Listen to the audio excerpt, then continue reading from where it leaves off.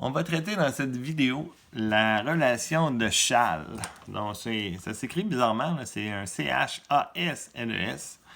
Et la relation de Chasles, c'est un petit peu simple. Et habituellement, je fais beaucoup de blagues sur notre ami Chasles, mais en vidéo, je ne peux pas vraiment en faire. Donc, c'est sur Internet. Donc, on ne prend pas de chance. Donc, on va être très sage avec ça. Donc, je vais y aller avec le principe de la relation de Chasles. Et je vous l'explique plus ou moins dans les premiers exemples, juste pour vous faire comprendre que vous savez déjà comment ça va fonctionner. Là, c'est comme très simple. Donc, si je veux additionner le vecteur AC plus le vecteur CF, si je te laisse quelques secondes de réflexion, tu devrais être déjà dans la possibilité de me dire que ça va me donner le vecteur AF. Le deuxième exemple, pour confirmer que vous avez bien compris, si je veux faire la somme de PM plus la somme de MC plus la somme de CT, donc ça va me donner le vecteur PT.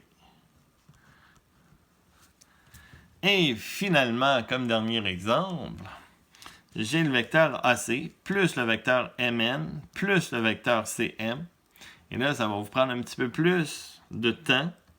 Et c'est surtout pas égal à AM. Ça, là, c'est pas bon. Donc, c'est pas AM. Donc, ceux qui réfléchissent correctement, ça va donner le vecteur AN. Donc, je vais vous expliquer comment ça fonctionne avec une autre feuille. Donc, si je veux faire AC plus CF, ceux qui ont compris, là, c'est que tu pars du point A et tu diriges vers le point C pour former le vecteur AC. Parce qu'on comprend que ça, c'est des points cartésiens. Rendu à C, je vais additionner le vecteur CF. Donc, où est-ce que je suis rendu? Ça se poursuit. Donc, je pars de C, puis je m'en vais vers F. Et ça fait déjà comme à la queue leu-leu. Donc, c'est pour ça les lettres comme se suivent. Donc, je pars de A jusqu'à C. Et je repars de C pour m'en aller à F. Donc, ça va me donner le vecteur résultant AF. Même principe pour lui. Je suis parti à P pour me rendre à M. De M, je me suis déplacé jusqu'à C. Je suis reparti du point C pour terminer ma course au point T. Donc, ça va me faire le vecteur P jusqu'au point T. Donc, ça me fait le vecteur PT.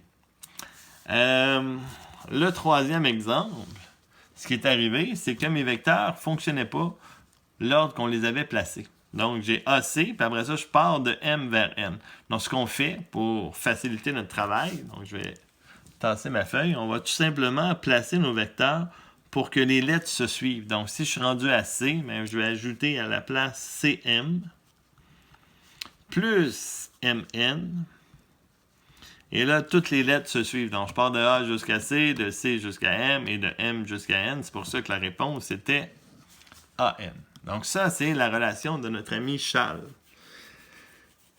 Là, et c'est son nom que ça porte. Donc, c'est pas vraiment très impressionnant comme technique. C'est comme super logique.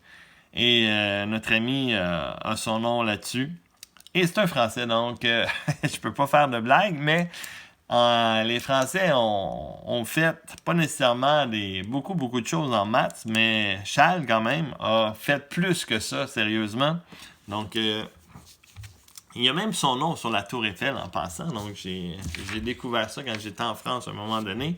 Donc, j'ai fait des recherches sur lui. Donc, habituellement, je fais pas de recherche, là, mais là, pour le besoin de la cause, j'ai regardé sur Internet. Donc, son prénom, c'est Michel. De 1772 à 1853, donc ça fait quand même un petit bout que ça a été découvert. Son nom, c'est sur la Tour Eiffel. Et le plus drôle là-dedans, c'est même pas lui qui a découvert cette technique-là. Donc, c'était déjà utilisé dans plusieurs pays par rapport au vecteur. Mais on a quand même donné son nom en son honneur parce qu'il a fait beaucoup de choses en géométrie. Et j'ai pas vu exactement ce qu'il avait fait en géométrie, mais c'est grâce à tous les travaux qu'il a fait. Donc c'est pour ça qu'il a eu son nom sur cette relation-là. Donc la relation de Chasles, il faut juste s'assurer que les lettres se suivent. Et j'ai quelques exemples pour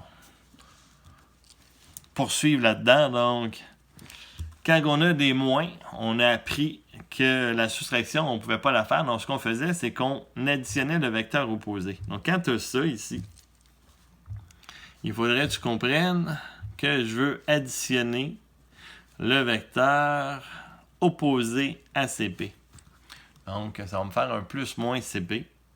Et le moins CP, le vecteur opposé à CP, donc c'est le vecteur opposé, ça le dit. Donc, ce que ça fait, c'est ça change l'ordre des lettres, AP, plus PC. Et là, ça fonctionne, nos lettres se suivent et ça va donner le vecteur AC tout simplement. Donc, quand tu as un moins, tout simplement, tu enlèves les moins en mettant des plus. Et directement, on va l'écrire que le moins CP, ben, c'est un plus PC. Celui-là, même principe. Donc, vous voyez, j'ai des moins. Donc, si tu veux essayer de le faire, tu ne te gênes pas. Moi, je vais tout écrire des plus. DC. Plus ED. Plus CB. Donc, il faut essayer de placer ça en ordre. Donc, on a le AE. Que je pourrais me déplacer à ED. AE, ED. De D, je pourrais m'en aller à C. Et de C, je m'en vais à B. Donc, vous voyez, toutes mes lettres se suivent, donc ça va bien. Donc, c'est comme réponse le vecteur AB. On peut mettre des parenthèses pour respecter les ordres d'opération, bien sûr. Donc, si j'ai AP plus PA, bien sûr, ça va me donner le vecteur AA. Celui-là ici, j'ai le CM plus le MD, ça va me donner le vecteur CD. Et on n'oublie pas que quand j'ai le vecteur nul, donc le vecteur AA, comme n'importe quel, donc ça c'est le vecteur nul, je pourrais le remplacer si je veux.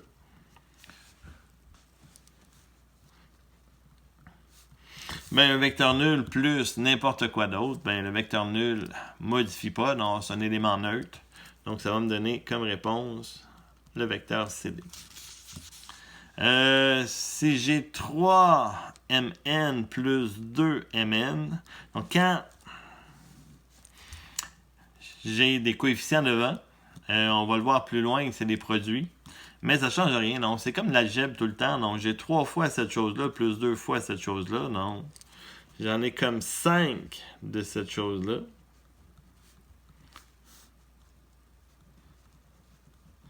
Et qu'est-ce qui est le fun? Ben, l'algèbre, c'est passe partout. On peut faire plein de choses avec ça. Je pourrais sortir mon 5 en facteur. Parce que c'est commun aux deux. Donc, je pourrais faire une mise en évidence. Et de faire Mn plus Nd, ça, on peut. Ça va me donner 5md comme vecteur. C'est bon, donc, c'est pas mal ça, notre ami Charles. On peut, dans un dernier temps, peut-être pour compléter cette vidéo-là, souvent, on va avoir soit des parallélogrammes ou des rectangles. Donc, mettons, je me fais un genre de parallélogramme A, B, C, D, ou plutôt un genre de rectangle. Donc, j'ai plein de vecteurs là-dessus. Donc, si je fais AB plus BC, on comprend qu'avec Charles et la logique, on voit bien que ça donne le vecteur AC. Si j'essaie de faire AB plus DC, mais là, je ne peux pas utiliser notre ami Charles, les lettres ne fonctionnent pas. Sauf que comme on est dans un rectangle, on comprend que les côtés sont parallèles, et c'est la même chose dans un parallélogramme. Comme les côtés sont parallèles et qui ont la même longueur, je pourrais substituer le vecteur DC par un vecteur qui est équivalent à lui, donc qui est équipolant, même qu'on pourrait dire. Donc, on pourrait remplacer ça par le vecteur AB. Donc, je peux... attendez un petit peu, là. Je pense que j'ai pas dit la bonne chose. AB. C'était pas ça du tout, je voulais. Donc, je voulais, mettons, ici, un DA. Parce que je veux remplacer mon... en a un petit peu. Ah oui, donc c'est ça, je vais faire AB. Je m'excuse. Au lieu de prendre lui, on va tout recommencer. Donc, on va faire AB. On va l'avoir. Plus DA.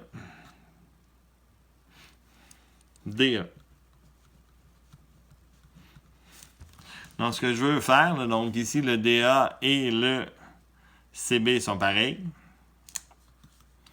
Donc, on pourrait remplacer le vecteur DA par le vecteur BC. Donc, ça me ferait AB plus CB. Et encore là, nos lettres ne fonctionnent pas. Donc, on essaie toujours d'avoir des lettres qui suivent. Donc, là, j'ai remplacé le DA, qui est ici.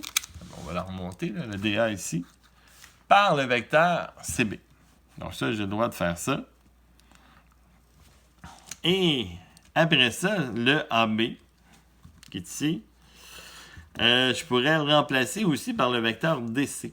Donc, je vais le faire. Donc, le AB, on va le remplacer par DC plus CB. Et là, finalement, les lettres vont suivre. Et là, je vais pouvoir utiliser notre ami Charles pour avoir le vecteur DB. Donc, des fois, il faut en changer plus. Des fois, on en change un. Des fois, on en change deux. Je veux juste que vous compreniez le principe que dans un rectangle ou un parallélogramme, on peut toujours changer les lettres par des vecteurs qui sont équivalents parce que nos côtés sont parallèles et qui ont les côtés opposés sont de la même grandeur. Donc, ça complète notre vidéo sur la relation de Charles.